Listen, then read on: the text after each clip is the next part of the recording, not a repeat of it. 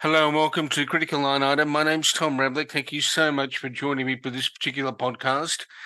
Over the past several months, since October the 7th, we've been focused on the Middle East and the events surrounding the Israel-Gaza conflict between the administration of the State of Israel as well as Hamas. There are a range of issues of a policy nature that emerge as a result of this. And without further ado, I want to talk to my guest today, the Soufan Center's Kenneth Katzman, who's an acknowledged expert in the area of Middle Eastern politics. He's looked at the area for many, many decades in order to examine some of the implications, both for the Middle East and for the globe. Ken, thank you so much for joining me. Thank you, Tom. Thank you. Now, if we begin with the basic proposition that we've got a fairly tense situation right now, and that's understating it. The events of October 7th created a major fissure, and we are where we are today. How would you describe it, given your background and your understanding of the Middle East right now? What's the state of play? Well, Tom, it's a tense time. It's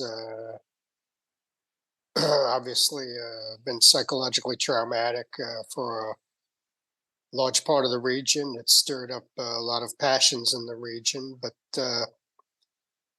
it's possible that we might get to a positive outcome. I believe Hamas has basically been defeated. If it has not been defeated, it will be defeated. It's well on the way to defeat, which will remove, I think,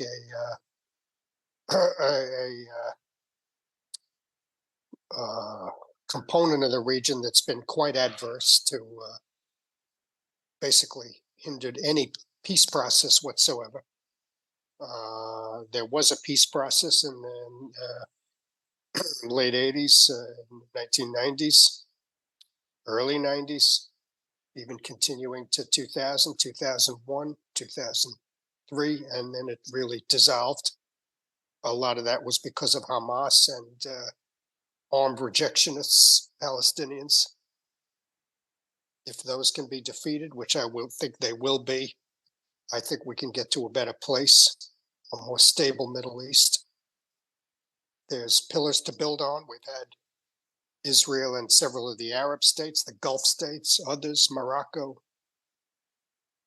forge open ties to Israel. We've had even the Kingdom of Saudi Arabia considering ties to Israel, official ties to Israel. So there's a lot to build on if we can get through this period.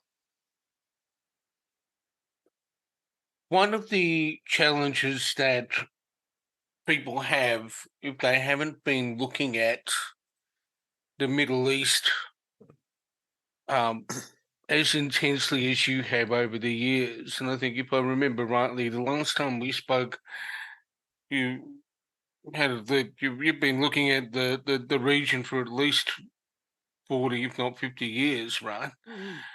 35 years or so, yeah, 40 years, yeah.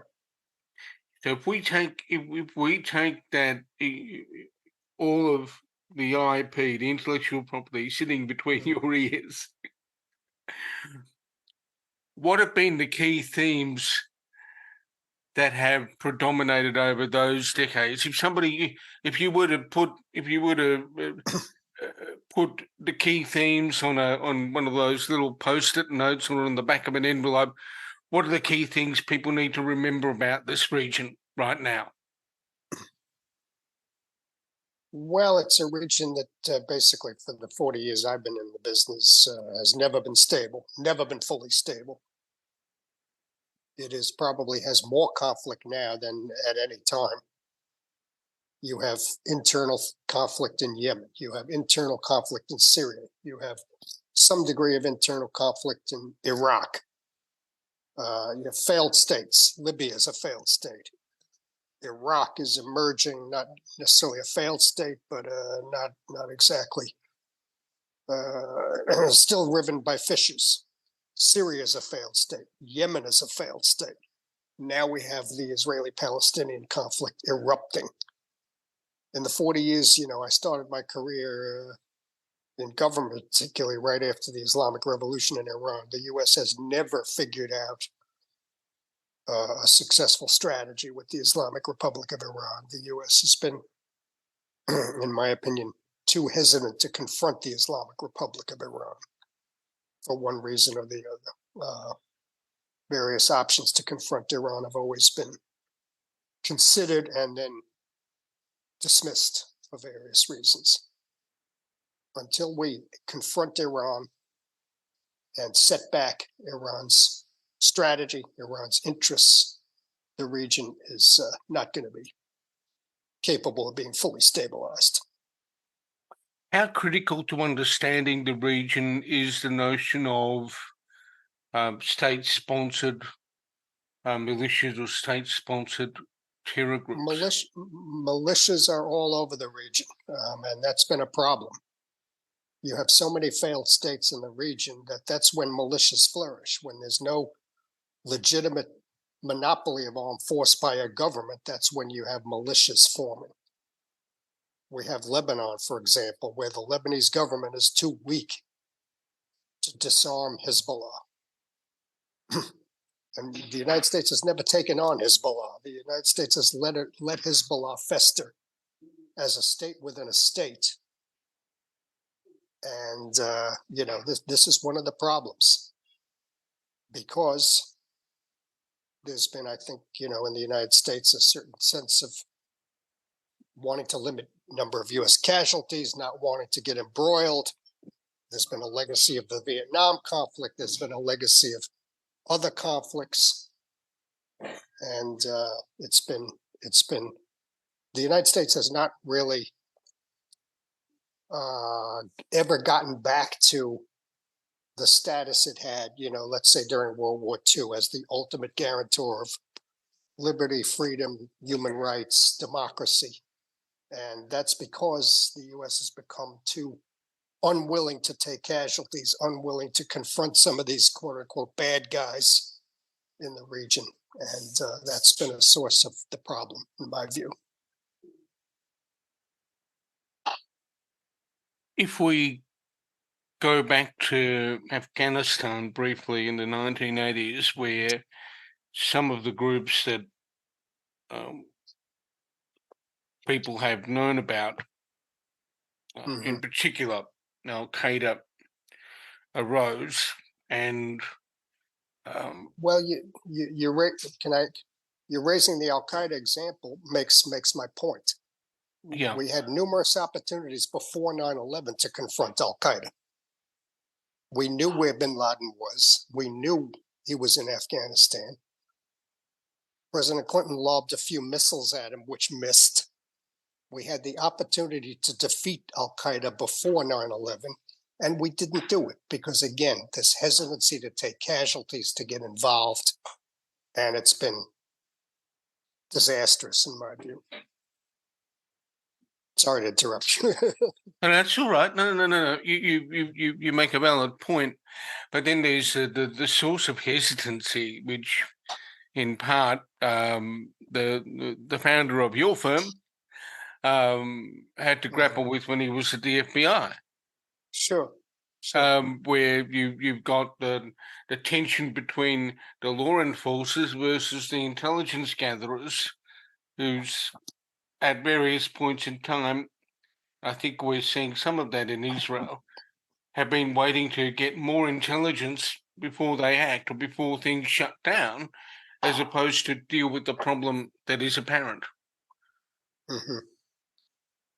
Well, there is always that tension. I mean, you mentioned Ali Soufan. There was tension in Yemen. To investigate the coal bombing. The U.S. law enforcement authorities wanted to do a vigorous investigation. The State Department, for its reasons, did not want a thorough investigation, and it caused obviously a lot of tension because the State Department is there. They're based there, and they want to maintain their contacts and their assets and things. But I'm talking about really the hesitancy to use the U.S. Armed Forces in a way that I think can be productive. I do think in some cases, the use of U.S. military force can make a difference. For example, Assad was on the ropes in 2011, 2012. He was losing. Senator McCain wanted to set up a no-fly zone over Syria. Mr. Obama dismissed that. Others had other ideas to intervene. If we'd have taken out Assad when he was teetering on the brink of defeat and taken him out, Iran wouldn't have a route to supply Hezbollah. There would not be these Iran-backed militias in Syria right now. I don't think ISIS would be this huge, unmanageable threat had Assad fallen. So I disagree with those who take that position. We would have had a whole new strategic architecture in the region if Mr. Obama had just used a little bit of force to take out Assad in 2012. And there would have been a decade of different politics in at least that part of the Middle East.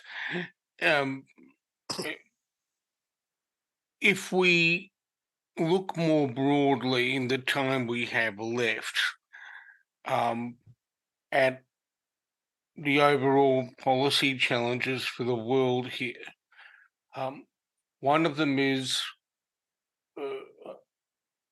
clearly people understanding why Israel is doing what it's doing, but there's also, how the world looks at this, looks at the current situation. How would you break it down in terms of factors for people to consider who have no background in understanding the region, but are concerned about what is happening? Because you can be emotionally engaged, but know nothing about the decades-long conflicts and tensions that have existed in that part of the world. The way I look at it is Hamas basically fractured it took Arafat a few decades to get a Palestinian consensus to move away from armed struggle and have negotiations with Israel. Yep. Those were making progress. Hamas overturned that paradigm by going back to armed struggle, fracturing the Palestinian movement. The people of Gaza voted for Hamas in 2006, even though Hamas already had an 18-year record of violence and advocating terrorism and violence. They still voted for them. So my view is, if you're voting for a faction that's openly advocating violence and terror attacks, don't be surprised when that brings war to your doorstep. Now, I feel sorry for the violence that's occurred. I feel sorry for the deaths. It's terrible. But I don't think anybody in Gaza should be surprised that this has happened. Now, so the Palestinian movement is fractured. There were efforts by the Arab states to get Hamas to change its charter, to move away from armed violence, come into a consensus for negotiations. It didn't do it. Qatar tried to encourage that. Egypt tried to encourage that. They failed. There were times that it looked like they might succeed, but they did not. And Hamas persisted in its insistence on violent resistance, allied with Iran and other rejectionist factions. So that's the framework I see. So we need a new framework where all the Palestinians are back on board with the Arafat consensus to go with negotiations and reject violence. And then we can maybe start to see diplomatic progress to resolve the conflict. We've spoken about the Palestinian side, the fracture that occurred when Hamas got a foothold in Gaza. What needs to happen within the state of Israel as well? Because that's another part of the equation, isn't it? Well, my view is, once we have a unified Palestinian position in favor of negotiations and negotiated settlement of the conflict, at that point, the United States can exert pressure, either on Netanyahu or make it clear to the Israeli public that it's going to be very difficult for the United States to maintain its largely, very much gracious position, let's say, unless the Israeli apparatus, the Israeli state, reciprocates. Okay, so if the Palestinians are unified in favor of negotiations, then the United States can exert pressure on the Israeli side to say, you too need to negotiate. And then maybe we can get a solution.